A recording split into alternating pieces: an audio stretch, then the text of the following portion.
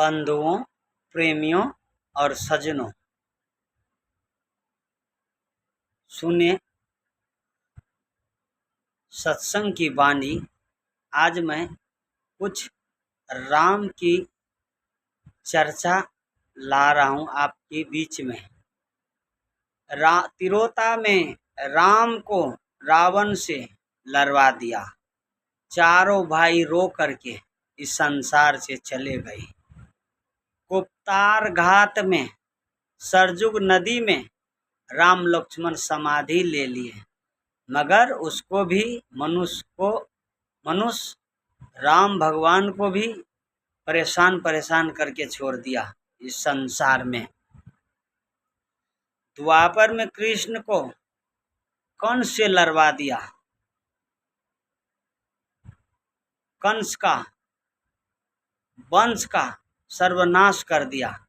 काल किसी को नहीं छोड़ा। कौरव को पांडव से लड़ा दिया। 100 भाई को मरवा दिया और 5 पांडव को हिमालय में गरवा दिया, मगर वो भी रो करके चले गए। काल जान छोड़ने वाला नहीं है। काल किसी को छोड़ने वाला नहीं है। काल से बच नहीं पाएगा।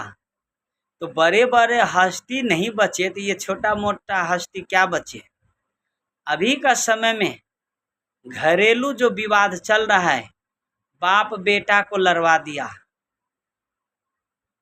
सास गोतनी में लड़वा दिया, ननद भाभी में कपार फोड़ा करवा दिया। आज ये चल रहा है घर घर के झंझट में, मगर काल किसी को छोड़ने वाला नहीं है। हाँ, जिस परिवार में सब कुछ की संगठन कर लिया और सबको कंट्रोल कर लिया, वो घर घर नहीं, वो घर महान है। वो घर महान है, मगर इतना ज्ञान इतना विवेक मिलेगा कहाँ पे? सत्संग में। सत्संग में जाने से, सत्संग में बैठने से, सत्संग में बैठने से, संत गुरु की वाणी सुनने में। बिनु सत्संग विवेक न होते, बिनु सत्संग विवेक न होते। बिनु सत्संग के विवेक नहीं हो सकता। बिना गुरु से ज्ञान नहीं हो सकता। बिना भक्ति मार्ग को अपनाने के लिए मैं का आवाज निकालना नहीं चाहिए। मैं का आवाज जब निकलते हैं तो अहंकार होते हैं। तुम का आवाज जब निकलते हैं तब जाकर के परमात्मा की अनुभूति ज्ञान होते हैं। अभी का समय में संसार मेरा मेरा कहने में लगा हुआ है। तुम की आवाज तो हम सुनते नहीं है अपना श्रवण से। इस लेकर के मनुष्य इतना दुखी है। मनुष्य को दुख कोई कहता है, हमने सुने हैं कि मनुष्य को दुख भगवान देते हैं। भगवान क्यों देगा? भगवान क्या जरूरत है भगवान को दुख देने का?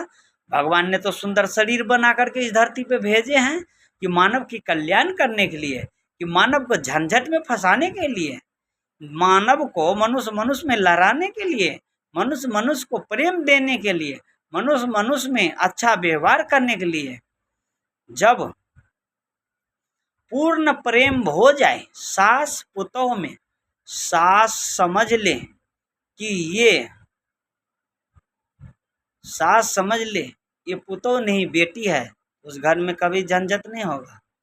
अगर पुतों समझ ले ये मेरी माँ है तो झंझट नहीं होगा। पुत्र समझ ले ये पिता के है हमारी, झंझट नहीं होगा। और पिता समझ ले ये पुत्र है, झंझट नहीं होगा। वहाँ पे राग दोष जब फैलाते हैं, जब एक तरफा होते हैं तब ये सीखना चाहिए सूरज से। जब बराबर प्रकाश दे सकते हैं हर पेड़ पौधे को, पक्षी को, तो कहाँ झंझट होता है। उसको तो सब पूजा करते हैं, उसको नमस्कार करते हैं। जितने भी संसार में आदमी हैं उसको नमस्कार करते हैं। सूरज भगवान के नाम से जानते हैं। क्यों? वो जो किया है उसको भी वही बराबर है, जो पूजा नहीं किया है उसके लिए भी वो बराबर है। जो याद किया उसका भी दरवाजे पे सूरज उगेगा, और जो याद नहीं किया उसके यहाँ भी उगेगा। और जो दिन रात पूजे किया है उसको यहाँ भी वो उगेगा। उसमें राग दोष नहीं है। मगर घर में क्या है, छोटे मोटे घर में राग दोष है। ये नहीं वो नहीं, झंझट लगाई। कितने घर को उजाड़ दिए हैं अभी माता पिता, और कितने घर को बर्बाद कर दिए माता पिता। क्यों? सही बंटवारा नहीं किया गया है, सही तरह से वो देखभाल नहीं करता है। मेन झंझट यहाँ पे ठहर गया है। जब उचित फैसला हो, उचित देखभाल हो सूरज की तरह, तो झंझट कदापि नहीं हो सकता है। तर्जू की पलरा होते हैं, एक पलरा में जब तोला जाता है तो बराबर वजन किया जाता है। 1 किलो का बदला जब 1.5 किलो किसी में दे दे ज़्यादा तो झंझट हो जाते हैं। और मैं अपना वाणी को विराम देता हूँ, यहीं पे समाप्त करता हूँ अपना बात को। आप लोग से साहिब बंदगी और अपना सत्संग सुने और ज्ञान की गंगा में गोता लगाए। साहिब बंदगी।